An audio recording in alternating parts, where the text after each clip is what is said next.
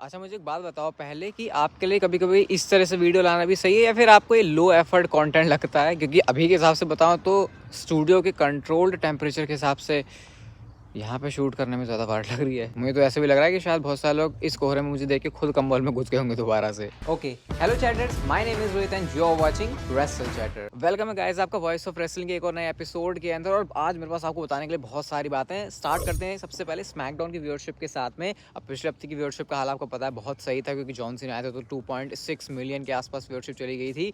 लेकिन इस हफ्ते व्यूअरशिप नीचे आ गई है और वो आनी भी थी। 2.168 मिलियन व्यूअर्स इस हफ्ते जो स्मैकडाउन है उसको व्यूअरशिप मिली है। अब ये भी नहीं कह सकते कि व्यूअरशिप कोई बेकार आई है, क्योंकि ऑब्वियसली जॉन सीना के आने से व्यूअरशिप बढ़ी थी, तो फिर हम ये भी नहीं कह सकते कि व्यूअरशिप घटी है। बट जो भी है, स्मैकडाउन की व्यूअरशिप इस हफ्ते थी 2.168 मिलियन व्यूअर्स। और गाइस अब मैं आपको बताता हूँ बहुत तगड़ी चीज़, ध्यान से सुनना। वैसे थोड़ा मैं पूरा पार्क में ही घेर के बैठा हुआ, और सोचो एक कितने बड़े गट्स चाहिए तुमको कि पूरे पार्क में तुमको आसपास से लोग भी देख रहे हैं सब करते हुए। खैर अब हम यूट्यूबर हैं, थोड़े से हम है ना हार्ड चमड़ी के हो जाते हैं, हमको फ़र्क नहीं पड़ता।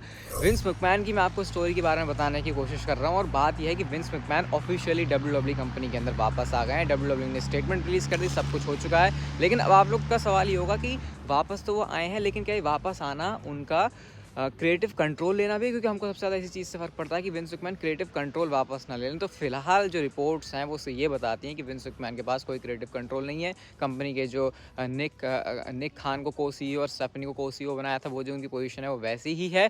लेकिन गाइस मैं आपको अपडेट बताता हूँ, विंस मैकमैन अपने इस रोल में जो भी उन्होंने अभी किया है, जो भी धमाका किया है, उनका जो इंटेंशन थी वो डे टू डे जो WWE की एक्टिविटीज़ होती हैं हर एक चीज़ में इन्वॉल्व होने की थी। हालांकि वो चीज़ हुई नहीं है। अब एक चीज़ मैं आपको और बताता हूँ, डे टू डे एक्टिविटीज़ करने के लिए तो तुमको शो पर बैक से जाना पड़ता है, या फिर WWE का जो हेड क्वार्टर है स्टैमफर्ड के अंदर, वहाँ पे होना होता है। लेकिन ये जो अभी एक शो चला गया, विंस मैकमैन अभी तक WWE के हेड क्वार्टर्स के अंदर नहीं पहुँचे हुए हैं। तो इसका मतलब वापस तो बंदा आ गया, लेकिन फुल फ्लैश तरीके से हम कह सकते नहीं आया है, क्योंकि जब तक हमको ये नहीं पता चलेगा कि अब विंस के पास क्रिएटिव कंट्रोल है या फिर वो हेड क्वार्टर्स के अंदर आ गए, फिर थोड़ा सा कह सकते हो कि नहीं, अभी बिल्कुल जो मामला वो पहले जैसा सेम नहीं हुआ है।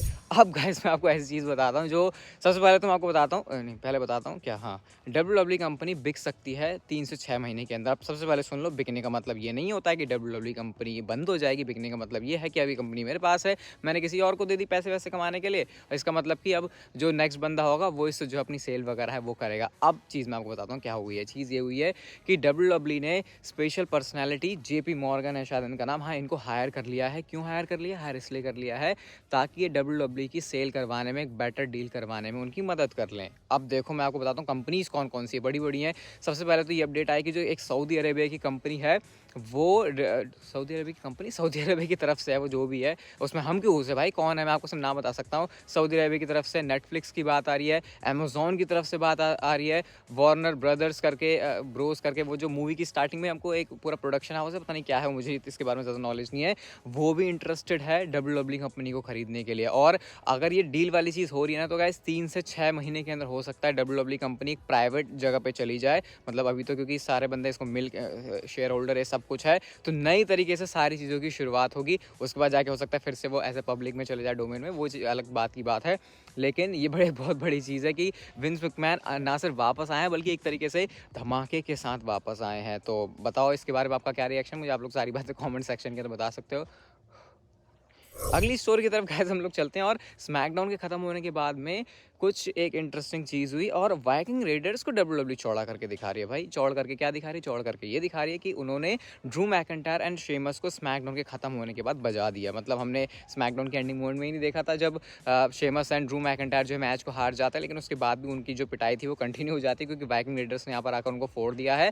और ऐसे वैसे तरीके से नहीं फोड़ा भाई, मतलब बजाया है लिटरली। ड्रू मैकिंटायर को जिस तरीके से पावर बम लगा रहे थे, इससे आप लोग ये आइडिया लगा सकते हो कि शायद WWE कुछ सीरियस प्लान्स के साथ है वाइकिंग रेडर्स को लेकर। बट अगेन चीज़ें चेंज हो रही हैं WWE कंपनी के अंदर। मैं कह नहीं रहा था आपसे कि वाइकिंग रेडर्स यार हमेशा लुल हो जाती है, अब ट्रिपल एच कंट्रोल में है तो फिर चीज़ें उनके लिए अच्छी हो सकती है।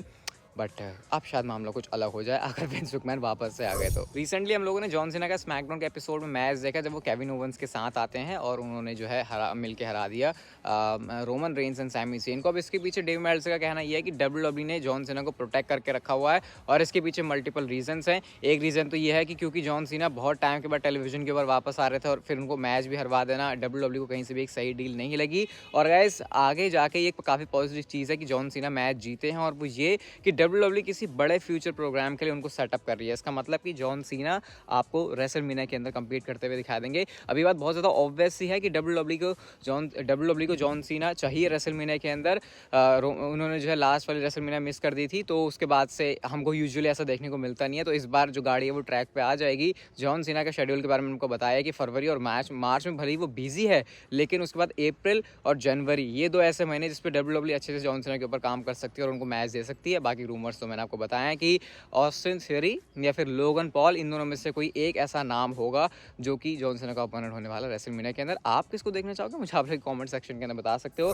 हम चलते हैं गाइस हमारी अपनी अगली स्टोरी की तरफ और हाँ थोड़ी सी राहत की सांस है। सेथ रॉलिंस शायद रॉयल रंबल के अंदर आ रहे हैं और उनके स्टेटस को लेकर अब ज़्यादा कोई कन्फ्यूजन बचा नहीं है। अब ऐसा क्यों कह रहा हूँ मैं, सबसे पहले तो आप लोग एक पिक्चर को देख सकते हो जहाँ पे ये सेथ रॉलिंस कोई थेरेपी करवा रहे हैं। अभी क्या थेरेपी है, ये अपनी स्ट्रेंथनिंग करने के लिए है ना, एंटी एजिंग ये सारी चीज़ हैं। ये इससे कोई सर्जरी वगैरह सा कोई भी रिलेशन नहीं है। लेकिन गाइज उससे ज़्यादा इंपॉर्टेंट बात यह है कि रॉयल रंबल का जो मैंने आपको पोस्टर दिखाया था उस पोस्टर के अंदर सेथ रॉलिंस भी हैं और सेथ रॉलिंस रॉयल रंबल के पोस्टर में, इसका मतलब कि सेथ रॉलिंस रॉयल रंबल के अंदर कम्पीट कर रहे हैं। बहुत ही बड़ा पॉजिटिव साइन है। सेथ रॉलिंस से छोड़ो उनके जानी दुश्मन कोडी रोड्स भी रॉयल रंबल के पोस्टर के अंदर फीचर है। इसका मतलब एक तरीके से उनका रिटर्न तो ऑलरेडी स्पॉइल है। वैसे रिटर्न वो बचा भी नहीं था क्योंकि WWE ऑलरेडी उसको रॉक पर हाइप कर रही है। इसका मतलब कि WWE फैंस को इंडायरेक्टली बता रही है कि कोडी रोड्स वापस आ रहा है। बट हाँ सेथ रॉलिंस के बारे में थोड़ी सी एक कह सकते हैं ना राहत की सांस है कि अगर उनको पोस्टर में WWE फीचर कर रही है और पोस्टर में रिसेंटली अपडेट भी किया था बावजूद उसके उन्होंने सेथ रॉलिंस को चेंज नहीं किया है। इसका मतलब कि सेथ रॉलिंस रॉयल रंबल के अंदर आ जाएंगे और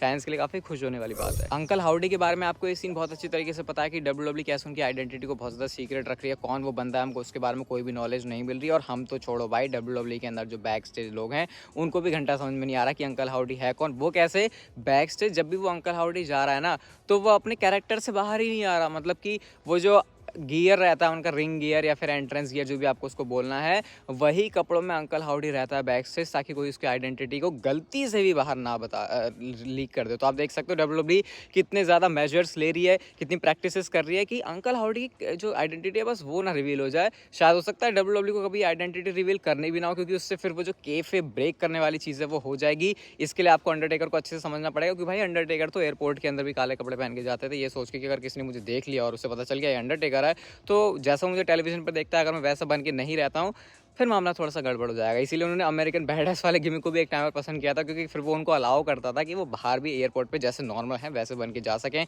तो देख रहे हो कितनी सीक्रेट रखी जा रही हैं चीज़ें अंकल हाउडी के बारे में।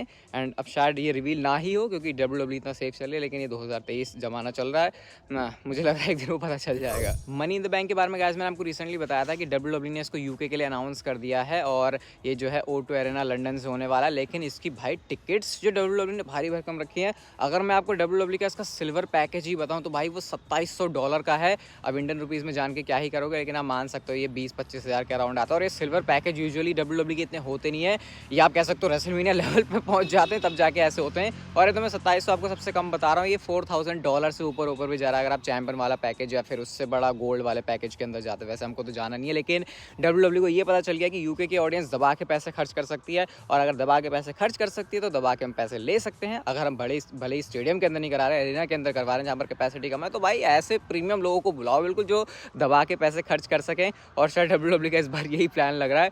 ये सही है भाई यार, WWE तुम्हारा पता चल गया ना तुम्हें कि यूके की ऑडियंस बहुत ज़्यादा पैसे खर्च कर सकती है तो दबा के ले लो पैसे उनसे, थोड़ा सा अनफेयर है। आज की नेक्स्ट एंड फाइनल स्टोरी की तरफ गाइस हम लोग चलते हैं और Roman Reigns and Kevin Owens का जो मैच है WWE ने उसको ऑफिशियल एडवर्टाइज कर दिया है। अभी क्या मैच मेन इवेंट के अंदर होगा या फिर सेमी मेन इवेंट होगा, क्या होगा उसके बारे में आपको बताता हूँ। रिपोर्ट सबसे पहले विमेंस रॉयल रंबल के बारे में ये है कि ये शो को ओपन करने वाला है और मेंस रॉयल रंबल और Kevin Owens and Roman Reigns वाला जो मैच है इन दोनों को लेकर आपको देखने को मिल सकता है कि किसी एक मैच को मेन स्पॉट मिले। अब देखो मेन स्पॉट कैसे मिलेगा, मेरे ख्याल से रॉक की अपीयरेंस के ऊपर सारी चीज़ें डिपेंड करती हैं। अगर rock 30 man royal royal match के अंदर आ रहे हैं, तो फिर इसका मतलब ये क्लियर है कि वही मैच होगा मेन इवेंट के अंदर, ऐसा पर्सनली मुझे लगता है। लेकिन अगर रॉक का प्लान मेंस रॉयल मैच में उतरने का नहीं है, डब्ल्यूडब्ल्यू उनको उतारेगी against Roman Reigns, Roman Reigns and Kevin Owens का मैच खत्म होने के बाद, तो फिर एक पॉसिबल सिनेरियो है कि रोमन एंड केविन का जो मैच है वो मेन इवेंट के अंदर आ जाएगा और 30 मैन रॉयल मैच उससे पहले आ जाएगा। और ये चीज़ क्लियर समझ लेना भाई, अगर 13 man royal match main event के अंदर नहीं है, Roman Reigns and Kevin Owens का मैच मेन इवेंट के अंदर है, तो फिर चीज़ें यहाँ से बिल्कुल क्लियर हैं कि रॉक आ रहे हैं और एक तगड़ा वाला है ना फेस टू फेस वाला सेगमेंट हो जाएगा इन दोनों सुपरस्टार्स के बीच में। मैं काफ़ी एक्साइटेड रॉयल रंबल को लेके, अपने प्लान्स को लेकर भी, जो कि हम साथ में देखने वाले हैं अपने सारे लोग भाई बंधु मिलके, तो उसके लिए भी स्टे ट्यून्ड रहना चैनल के ऊपर। ये वीडियो गाइस अच्छी लगी तो like share subscribe notification bell को ऑन कर दो and see you guys in my next video. बताने पुलिस स्टूडियो से मेरा मतलब समझ रहे हो, कंट्रोल टेम्परेचर अंदर आते ही इसमें ये भाप सी जम गई है।